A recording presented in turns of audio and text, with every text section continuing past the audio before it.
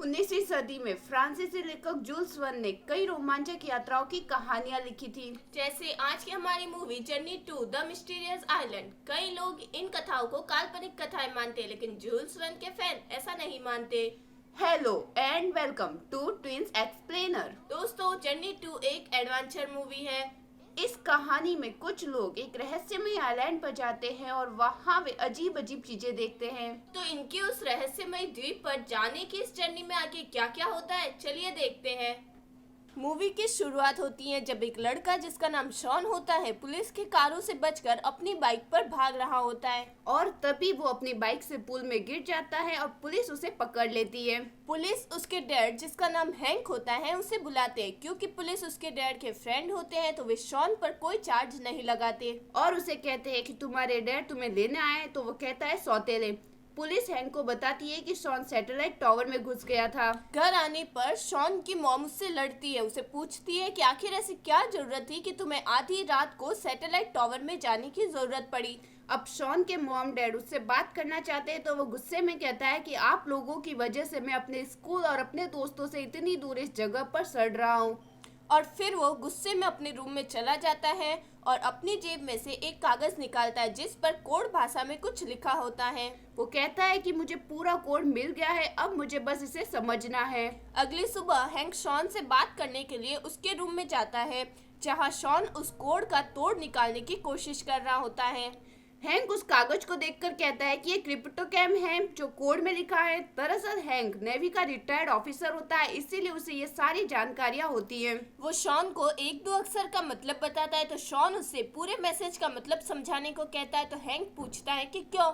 तो शॉन कहता है कि कई दिनों पहले किसी ने पता नहीं कहां से रेडियो सिग्नल भेजा था और उसमें बार बार यही शब्द आ रहे थे। सारे शब्द जूल्स वन के कहानियों के किरदार हैं और मेरा सिग्नल इतना पावरफुल नहीं था कि सारा मैसेज रिसीव कर सके। हैंक कहता है कि तो तुम सिग्नल बढ़ाने के लिए सैटेलाइट टावर में घुसे थे। हैंक उसे कहता है कि क्यों ना मिलकर पता लगाएं।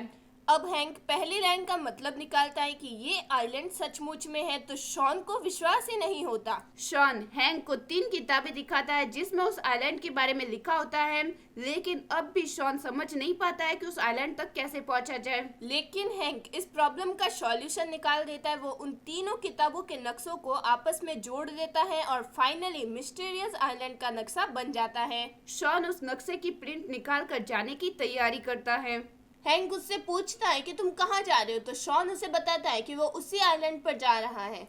वो सारे मैसेज मेरे दादाजी ने भेजे हैं और उन्होंने इस आइलैंड को ढूंढ लिया है। हैंक शॉन को कहता है कि हो सकता है किसी ने तुम्हारे साथ मजाक किया हो और वो शॉन को जाने से मना करता है। इस बात से शॉन नाराज हो जाता है। थोड़ी देर बाद हैंक शॉन की मॉम से बात करता है। वह उसे बताता है कि शॉन पलाव जाना चाहता है और वहाँ से उस आइलैंड पर। वह शॉन की मॉम से कहता है कि वो शॉन को पलाव लेकर जाएगा।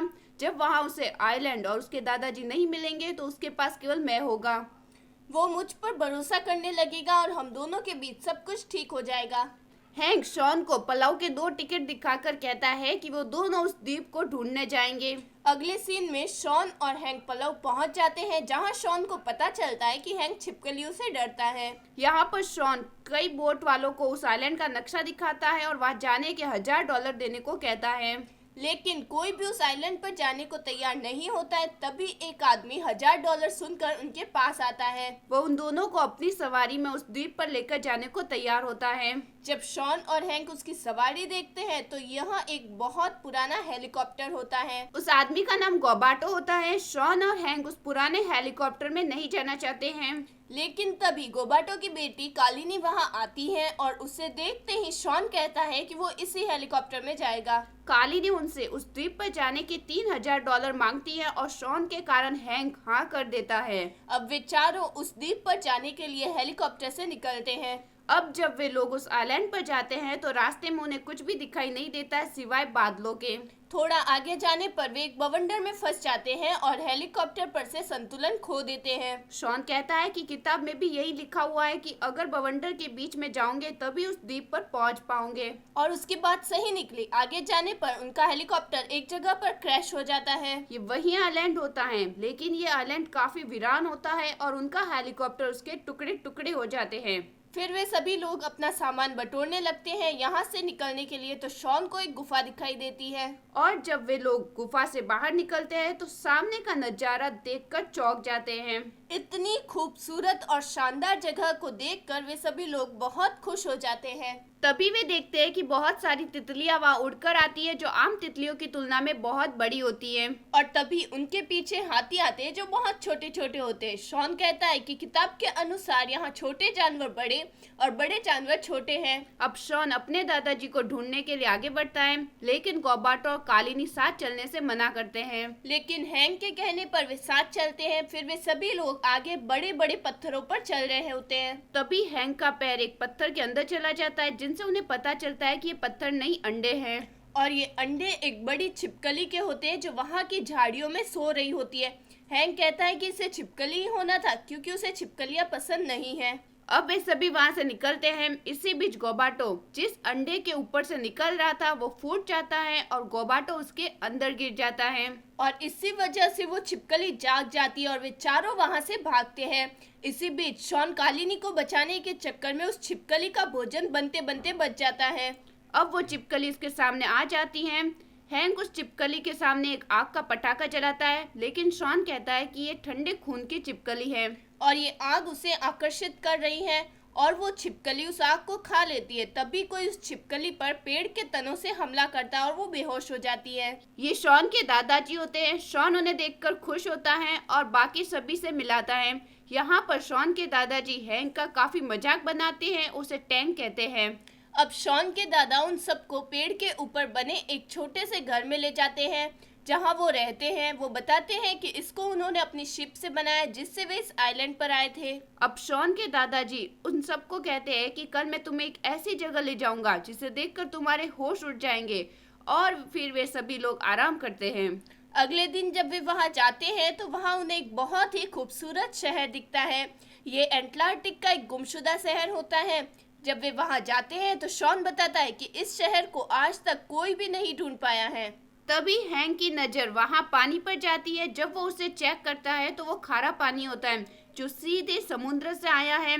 हैंक सबको बताता है कि ये जगह जल्दी ही डूब जाएगी, इसीलिए हमारे पास सिर्फ 2 दिन है यहाँ से निकलने के लिए। तब शॉन सबको बताता है कि कैप्टन नीमो के पास एक पनडुब्बी थी।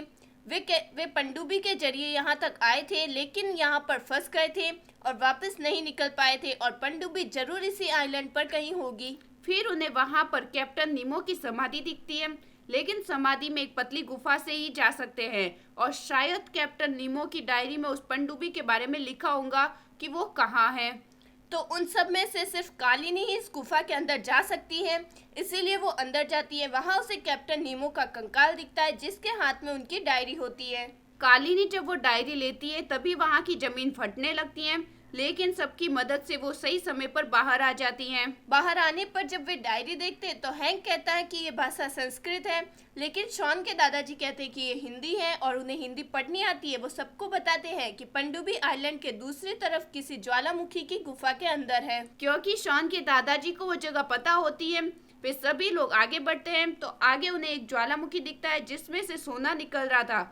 गोबाटो और शॉन उस ज्वालामुखी की तरफ जाना चाहते हैं क्योंकि एक बहुत बड़ी खोज होगी। लेकिन हैंक कहता है कि हमारे पास समय बहुत कम है, इसीलिए अगर हम सोना ढूंढने जाएंगे तो डूबकर मर जाएंगे। इसीलिए वे सभी आगे बढ़ते हैं। अब उन्हें एक पहाड़ की चोटी तक पहुंचना होगा, इसीलिए शॉन के दादाजी एक बड़ी मधुमक्खी पर बैठकर आ जाते हैं और बाकी सभी को भी मधुमक्खियों की सवारी करने को कहते हैं और वे सभी लोग मधुमक्खियों पर बैठकर उड़ जाते हैं। लेकिन तभी एक शिकारी चिड़िया मधुमक्खियों का शिकार करने के लिए उनके पीछे पड़ जाती है और इसीलिए कालिनी मधुमक्खी से नीचे गिर जाती है। लेकिन जब वो पूरी तरह से गिरने वाली होती है, शॉन उसे बचा लेता है और बाकी सबके पास नीचे सुरक्षित उतार देता है। लेकिन वो पक्षी अब भी शॉन के पीछे होता है, इसीलिए शॉन उसे एक बड़ी स्पाइडर के जाल में फंसा लेता है और बच जाता है, लेकिन उसके पैर में चोट लग जाती है। रात को गोबाटो अकेले में अपनी बेटी कालिनी से कहता है कि शॉन अच्छा लड़का है और तुम्हें बहुत खुश रखेगा। तो कालिनी अपने बाबा से कहती है कि हम बहुत गरीब हैं और शॉन तो अमेरिका जाकर अच्छे कॉलेज में पढ़ने जाएगा और हमें भूल जाएगा। तो गोबाटो अपनी बेटी से वादा करता है कि मैं चाहे जो हो जाए तुम्हें अच्छे कॉलेज में पढ़ाऊंगा। सुबह होने पर वे देखते हैं कि पानी काफी तेजी से बढ़ गया है, हैंक के मुताबिक रातों रात पानी 3 गुना बढ़ गया है। अब उनके यहाँ से निकलने के लिए सिर्फ 2-3 घंटे ही बचे हैं, वरना वे सभी पानी में बह जाएंगे। तभी कालिनी देखती है कि उसके बाबा वहाँ नहीं है। वो सबको बताती है कि वह जरूर सुनहरे पहाड़ पर गए होंगे, क्योंकि उन्होंने मुझसे अच्छे कॉलेज में पढ़ाने का वादा किया था। जब वो अपने बाबा को ढूंढने अकेले जाने वाली होती है तो शॉन के दादाजी हैंक और शॉन को पनडुब्बी ढूंढने के लिए एक तरफ और खुद कालिनी के साथ सुनहरे पहाड़ की तरफ चले जाते हैं। अगले सीन में हम देखते हैं कि शॉन और हैंक गुफा की तरफ पहुंच जाते हैं, लेकिन वे देखते हैं कि वहां पर केवल पानी होता है। तभी हैंक कहता है कि समुद्र का पानी बहुत तेजी से 100 फीट ऊपर आ गया है, इसीलिए गुफा पानी के नीचे चली गई है। उधर कालिनी को उसके बाबा मिल जाते हैं, जो कि एक सुनहरे पत्थर को जमीन से निकालने की कोशिश कर रहे थे। वो कालिनी से कहते हैं कि तुम्हें एक अच्छी जिंदगी देने का यही मौका है। तो कालिनी उनसे कहती है कि मुझे कोई दौलत नहीं चाहिए बाबा, मेरी असली दौलत तो आप है। फिर वे लोग गुफा की तरफ चल देते हैं। उधर शॉन और हैंक पानी में छलांग लगा देते हैं और थोड़ी दूर जाने पर उन्हें पनडुब्बी मिल जाती है। कालिनी, शॉन के दादाजी और गोबाटो रास्ता भटक जाते हैं और उनके पास बहुत कम समय बचा होता है पनडुब्बी पर पहुंचने के लिए। जब शॉन और हैंक पनडुब्बी के अंदर जाने का गेट खोलते हैं, जो कि जाम हो गया था, तभी उन पर एक इलेक्ट्रिक फिश हमला कर देती है। लेकिन वे बच जाते हैं। जब वे दोबारा हमला करने वाली होती है तब तक वे पनडुब्बी का गेट खोल देते हैं और उसके अंदर चले जाते हैं। अब कालिनी कहती है कि हम उत्तर दिशा की तरफ कैसे जाएंगे। तभी शॉन के दादाजी कहते हैं कि मकड़ियाँ हमेशा दक्षिण की तरफ अपना जाल बुनती है। तभी कालिनी की नजर बहुत बड़ी मकड़ी पर जाती है जो जाल बुन रही होती है और वे सभी उसकी मदद से दूसरी दिशा यानी उत्तर दिशा की तरफ चल देते हैं। अब हैंक और शॉन पनडुब्बी को स्टार्ट करके उसे ऊपर ले जाना चाहते हैं। जब वे उसे स्टार्ट करते हैं तो वो स्टार्ट नहीं होती है। हैंक कहता है कि इंजन डेड है, हमें बोनट चेक करना होगा। जब बोनट चेक करने पर हैंक कहता है कि इसकी बैटरी 140 साल पुरानी है और इसे स्टार्ट करने के लिए बिजली के एक बहुत बड़े झटके की जरूरत होगी और वे लोग एक भाले से बड़ा सा वायर बैटरी से कनेक्ट करते हैं। दरअसल हैंक इलेक्ट्रिक फिश की मदद से पनडुब्बी को स्टार्ट करने वाला है और जब वो बाहर जाने वाला होता है तो शॉन उनसे कहता है कि मेरी जिंदगी में बहुत से लोग मुझे छोड़कर चले गए हैं, इसीलिए आपको वापस आना होगा। यहाँ शॉन हैंक को अपना पिता मानने लगता है और उनके बीच में सब कुछ ठीक हो जाता है। तो हैंक अपने बेटे से वापस लौटने का वादा करके एक पुराना ऑक्सीजन हेलमेट पहनकर बाहर निकल जाता है। इधर कालिनी, गोबाटो और शॉन के दादा भी वहां पहुंच जाते हैं। शॉन की छड़ी देखकर उन्हें ये तो पता चल जाता है कि वे दोनों यहीं पर हैं, लेकिन है कहाँ। बहुत तेज बारिश शुरू हो जाती है। समुद्र का पानी और तेजी से ऊपर उठ रहा होता है। एटलांटिक शहर वापस पानी में डूब रहा होता है। इधर ज्वालामुखी भी फट जाती है और सब कुछ पानी में डूब रहा होता है और वे जिस जगह पर खड़े होते हैं वो जमीन भी फट जाती है। उधर हैंक इलेक्ट्रिक फिश का इंतजार कर रहा होता है। शॉन पनडुब्बी के अंदर से उस पर टॉर्च करता है तो रोशनी देखकर वो फिश उनकी तरफ आती है और जब हैंक की तरफ आती है तो वो उस भाले को सीधे उसके मुंह में घुसा देता है और इतने तेज झटके से वो पनडुब्बी स्टार्ट हो जाती है। अब कालिनी, गोबाटो और शॉन के दादाजी के पास पानी में कूदने की सिवाय और कोई चारा नहीं होता और वे तीनों पानी में कूद जाते हैं। पानी के अंदर जाते ही उन्हें पनडुब्बी दिख जाती है और वे तीनों उसके अंदर चले जाते हैं। अंदर जाने पर गोबाटो कहता है कि हम बच गए, लेकिन हैंक कहता है कि अभी तक नहीं, क्योंकि ज्वालामुखी के फटने की वजह से बहुत बड़े बड़े पत्थर पनडुब्बी के सामने आ रहे थे और ये पत्थर इतने बड़े हैं कि उनकी पनडुब्बी को चकनाचूर कर सकते हैं। तो हैंक पनडुब्बी गोबाटो को चलाने के लिए कहता है और शॉन से कहता है कि मेरे इशारे पर ये बटन दबाना। तभी उनके सामने एक बहुत बड़ा पत्थर आता है और वे उससे टकराने वाले होते हैं। उधर हैंक मिसाइल तैयार करता है। वे उससे टकराने ही वाले होते हैं तो शॉन हैंक के कहे अनुसार बटन दबाता है और मिसाइल उस पत्थर के सीधे बीच में फट जाती है और वे सभी लोग बच जाते हैं और सभी खुश हो जाते हैं और इस आइलैंड से निकल जाते हैं। अब यहाँ पर कहानी 6 महीने बाद बताती है, जहाँ पर कालिनी शॉन के बर्थडे गिफ्ट लेकर आती है। वही दूसरी ओर गोबाटो भी अब उस पनडुब्बी का मालिक बन जाता है। अब यह उस एरिया में काफी फेमस हो गया है और बहुत से पैसे भी कमा लेता है। वहीं दूसरी ओर शॉन की पूरी फैमिली शॉन का बर्थडे सेलिब्रेट करते हैं। वही शॉन के दादाजी वहाँ आते हैं, जिससे वे सभी काफी खुश हो जाते हैं। उसके दादाजी उसे एक बुक गिफ्ट करते हैं जिसका नाम होता है from the earth to the moon. इसमें अर्थ से मून तक जाने का सफर लिखा होता है और यहीं पर इस मूवी का एंड होता है। तो दोस्तों, ये थी journey to the mysterious island की कहानी। वीडियो कैसी लगी कमेंट बॉक्स में जरूर बताएं। साथ ही हमारी वीडियो को लाइक करें, शेयर करें और हमारे चैनल को सब्सक्राइब करें बेल आइकन को दबाएं ताकि आने वाली हर वीडियो सबसे पहले आप तक पहुंच सके।